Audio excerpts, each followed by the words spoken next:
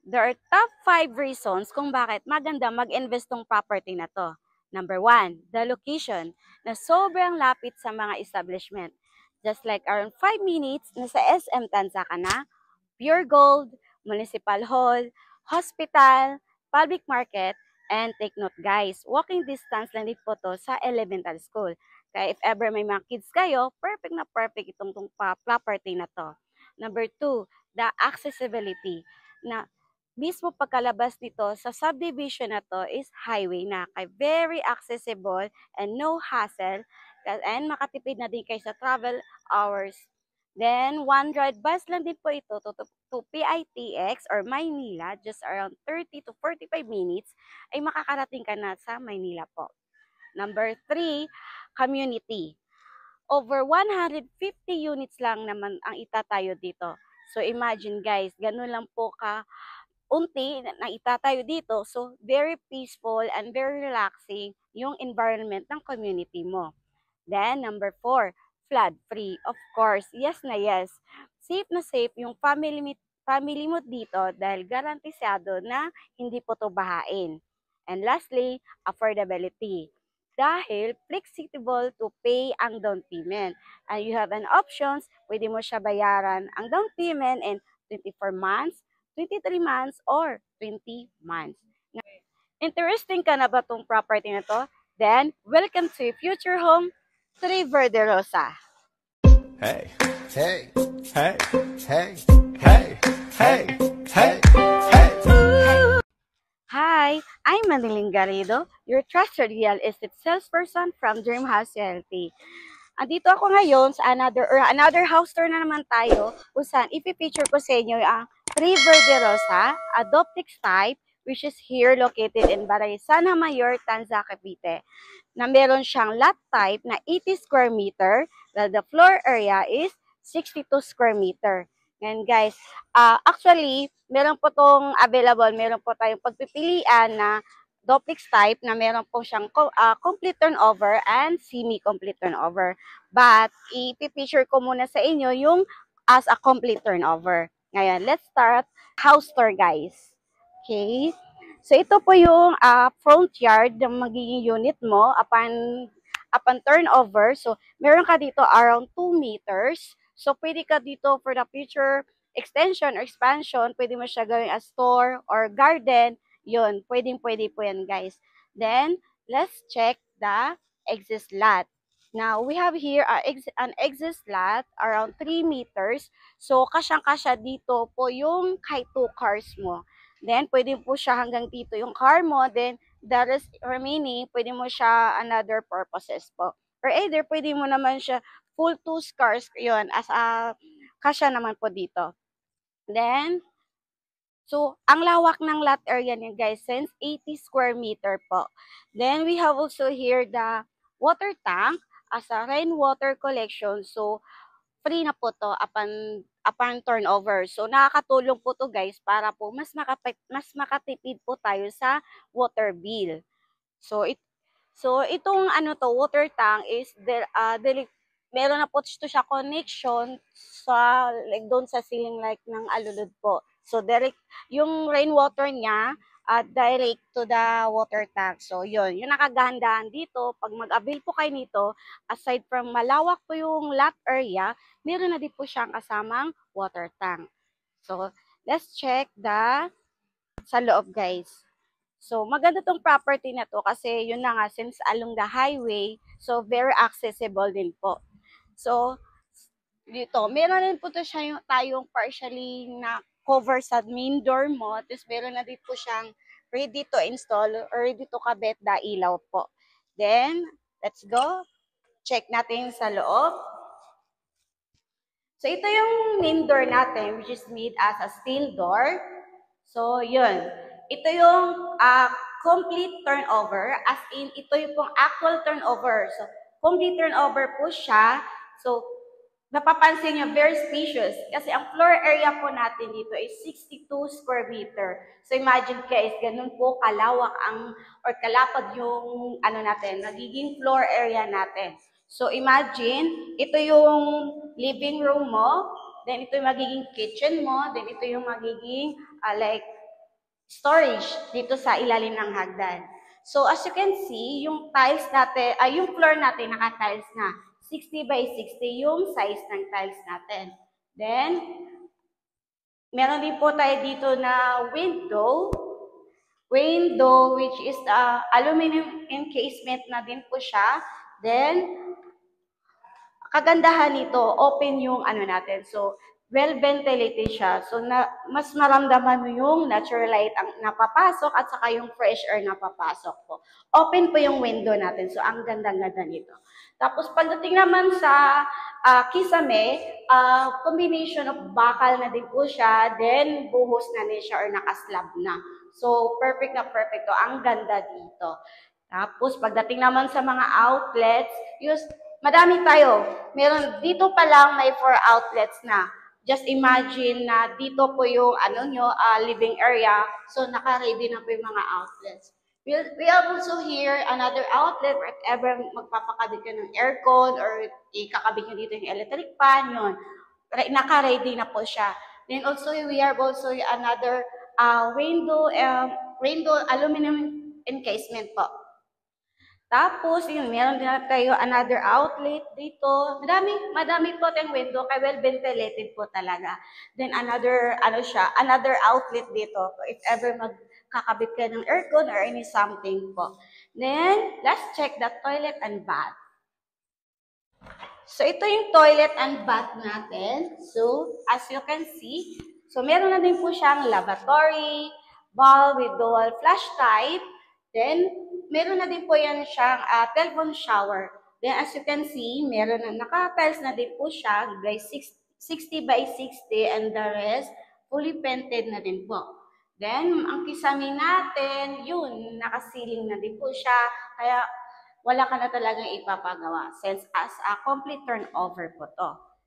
Then, let's check kung napapansin nyo, wala tayong kitchen dito sa loob. So, check natin kung saan nakalocate yung kitchen. So, ito yung service area nyo. So, as you can see guys, sa totoo lang ang laki. Very spacious yung kitchen nila. May sink na din po. So, wala tayong kitchen sa loob kasi ang pag-design nito is nasa labas na as a service area. So, since dito na po yung kitchen nyo, meron na po siyang sink, naka-tiles na pa. Tapos, pwede mo siya lagyan another purposes dito. Then, pwede mo na siya lagyan na as a laundry area dito. Then, as you can see, meron na naka-partially covered na din po yung service area nyo or kitchen area nyo. Pwede mo siya i-extend pa more para ma-fully covered yung service area nyo. Then, imagine guys, ito yung kitchen area mo or service area. So, ito naman yung exit lot mo. So, imagine kung idudulugtong mo siya from yung service area to the exit lot as a duplex type, lalong lalawak yung area mo. So, very, very, magandang purposes. If ever i-renovate nyo pa, maganda po siya. Then, let's check naman sa hagdan po natin. So, as you can see, may 2 steps tayo dito, naka-tiles na. Then, yung staircase nila, nakabakal na din po.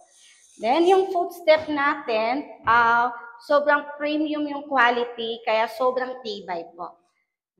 Then, of course, we have also here a breaker. So, dito po naka-locate yung breaker natin. So, if ever may mga emergencies, yon, hindi ka mahihirapan to operate the circuit po. Now, let's check the second floor.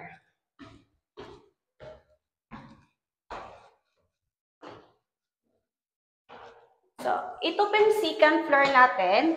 Upon going dito sa second floor, napapansin nyo, may unting hallway pa tayo. So, itong hallway na to, pwede mo siya gamitin as a mini office kasi para ma-maximize po yung area. Then, fully painted na din po yung mga pader natin. So, itong second floor, meron na pa rin 2 rooms po. Meron tayong first room and the other one is a master bedroom. But let's check first the first room po. So, ito po yung magiging actual turnover ng first room mo. So, if ever may mga kids kayo, pwede mo siya gagawin as a kids room, or if ever or guest room, pwede din po. Imagine, yun, naka-fully painted na din po siya. Then, naka-sliding window na din siya. So, since maliit lang po yung community dito, kaya very relaxing. Imagine, hindi crowded. So, very relaxing and peaceful to. Then, since fully painted na po siya, meron na din po tayo naka-provision for aircon. Meron na po din nakaabang na outlets. So, meron tayong dito na area which is good for like lagay ng cabinet or built-in cabinet, yun. Then, imagine that, doon din nakalagay yung magiging like bed ng mga kids mo or mga bisita mo. Pwede mo siya gawa ng isang bed or double deck na bed po. So, yun. Yung tiles, yung second floor natin or yung floor natin, naka-tiles na din siya. Upon turnover as a complete, yung 60 by 60. Then, check naman natin yung another room, which is the master bedroom. So, master bedroom, ang lawak nito, super. Ang lawak, since ang floor area kasi natin again is 60 to 62 square meter, then ang dami na din nakaabang na outlet. Meron tayong outlet here, doon din, meron din. Tapos nakaabang na din po yung ilaw sa kisame. Then kisame din natin, same dun sa bedroom 1, since master bedroom po same lang din po na may kisame na din po siya. Then, ventilated na din po yung window. Ang kagandahan din of course sa window natin, aluminum encasement, tapos open din. So, well ventilated, labas-pasok yung hangin. At saka natural light, labas-pasok din. So, then, here, meron na din po tayong lagayan ng or provision ng aircon. So, as you can see, ang tiles natin or floor natin, naka-tiles na din po siya. 60 by 60. Then, dito, may area din po tayo na lagayan ng like cabinet or built-in cabinet. Imagine ito yung built-in cabinet mo, tapos meron kang mini table here or mini office. Then, imagine meron kang dito bed. So, or as a master bedroom, even queen size ng bed, kasyang-kasya po dito. So, ngayon, since complete turnover po to, actually, dalawa po talagang available ito. Semi-complete and complete turnover. But itong feature ko po is complete turnover. Let's check this video, guys, para makikita ko sa inyo yung improvement or maging idea kung anong actual pag may mga gamit na. Watch this, guys.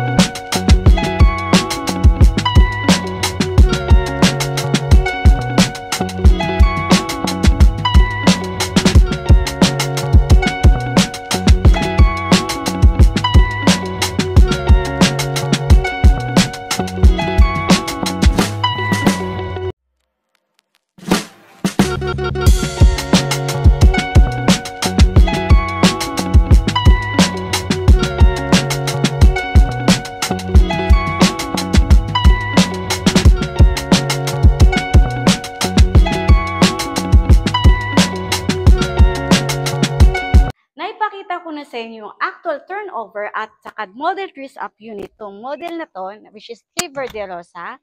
Ngayon, kung ikaw ay naghahanap na along the highway, complete turnover, na may spacious garage, and of course, higit sa lahat, na may peaceful and relaxing community, well, dito ka na kay Trevor de Rosa. Then, if you're really interested, just message me para ma-assist ko po kayo sa maging future home nyo. Again, I'm Manilyn Garrido, your trusted real estate salesperson from Dream House Realty. See you soon! Thank you ka Dream House!